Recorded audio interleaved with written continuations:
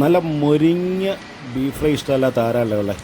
അപ്പോൾ നമുക്കിന്നൊരു dark black beef fry ഉണ്ടാക്കാം. നമുക്ക് വീഡിയോയിലേക്ക് കിടക്കാം. കഴുകി വൃത്തിയാക്കിയ ബീഫ് നമുക്ക് പ്രഷർ കുക്കറിലേക്ക് ഇട്ട് കൊടുക്കാം. സവാള, വെളുത്തുള്ളി, ഇഞ്ചി, കറിവേപ്പില ഇത് ഈ ഇറച്ചിക്കകത്തേക്ക് ഇട്ട് കൊടുക്കാം.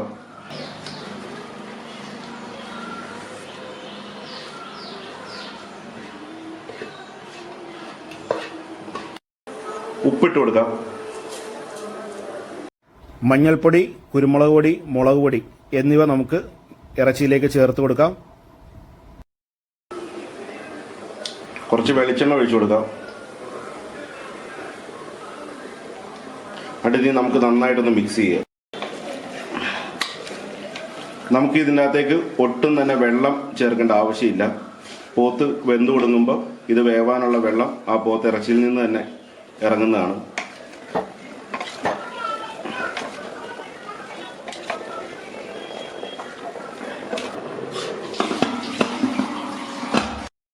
അടികട്ടിയുള്ള ഒരു ഉരുളി അടുപ്പത്തേക്ക് വെച്ച് ചൂടായതിനു ശേഷം നമുക്ക് അതിൻ്റെ അകത്തേക്ക് വെളിച്ചെണ്ണ ഒഴിച്ചു കൊടുക്കാവുന്നതാണ്. എണ്ണ ചൂടായതിനു ശേഷം മല്ലി, തേങ്ങാക്കൊത്ത്, പെരിഞ്ചീരകം എന്നിവ ഇതിൻ്റെ അകത്തേക്ക് ഇട്ട് നന്നായി ഒന്ന് മൂപ്പിച്ചെടുക്കുക. ഇതിൻ്റെ അകത്തേക്ക് പെരിഞ്ചീരകം ഇട്ട് കൊടുക്കാം.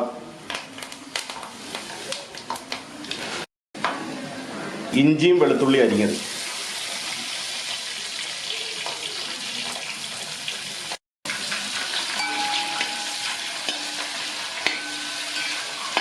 സവാള ഇട്ട് കൊടുക്കാം.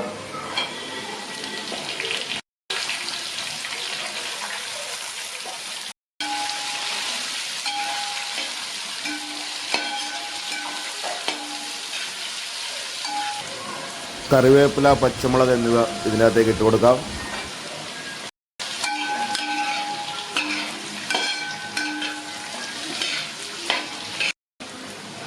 മഞ്ഞൾപ്പൊടി ഇട്ട് കൊടുക്കാം. അടുത്തതായി മല്ലിപ്പൊടി ഇട്ട് കൊടുക്കാം.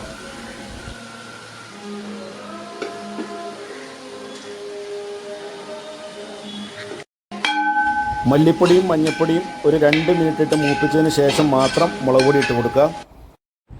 മുളക് പൊടി ഇട്ട് കൊടുക്കാം.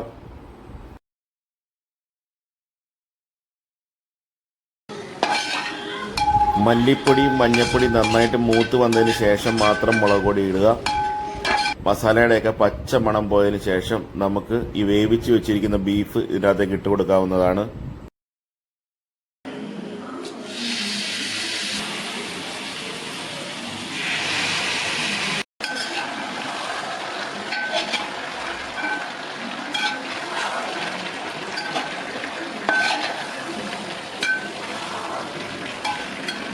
കുരുമുളക് പൊടി, പെരിഞ്ചീരകം പൊടി ഇട്ട് കൊടുക്കാം.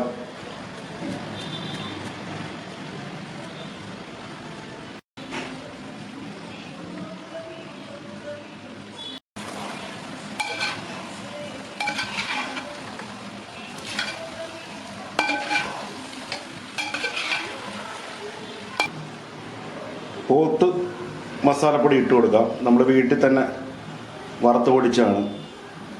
അപ്പോൾ ഈ മസാലപ്പൊടി നമുക്ക് മട്ടനും ബീഫിനുമൊക്കെ ഉപയോഗിക്കാവുന്നതാണ്.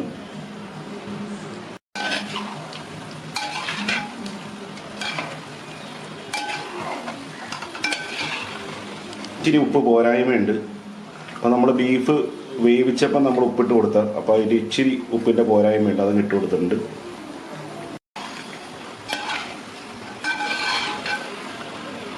ഞങ്ങളിവിടെ ഇത് സ്ലോ കുക്കിംഗ് ആണ് ചെയ്യുന്നത്. ചെറിയ ഫ്ലെയിമിലിട്ട് ഇതിങ്ങനെ ഫ്രൈ ചെയ്തെടുക്കാനായിട്ട്. അപ്പോൾ നല്ല സ്വയംബൻ dark black beef fry ready ആയിട്ടുണ്ട്. ഇത് നമുക്ക് ഗൾഫിലേക്ക് അനിയനും അനിയൻ്റെ കൂട്ടുകാർക്കും വേണ്ടിയിട്ട് കൊടുത്തുവിടാനായിട്ടുള്ളതാണ്. അപ്പം കൊടുത്തുവിടാൻ വേണ്ടിയിട്ട് നമ്മളൊരു ഇല വാട്ടിയെടുത്തിട്ടുണ്ട്. ആ ഇലയ്ക്കകത്തേക്ക് നമുക്ക് ഈ ബീഫ് ഫ്രൈ വെച്ച് കൊടുക്കാവുന്നതാണ്. പ്രത്യേകം ശ്രദ്ധിക്കുക, ബീഫ് ഫ്രൈ ഇലയിലേക്ക് പൊതിഞ്ഞ് കൊടുക്കുമ്പോൾ അതിൻ്റെ ചൂട് നന്നായിട്ട് പോയതിന് ശേഷം മാത്രം പൊതിഞ്ഞ് കൊടുക്കുക.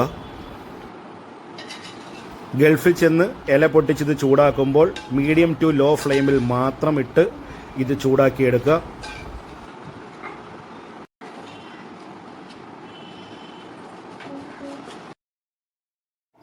ഇനി നമുക്ക് ഇല നന്നായിട്ടൊന്ന് പൊതിഞ്ഞെടുക്കാം.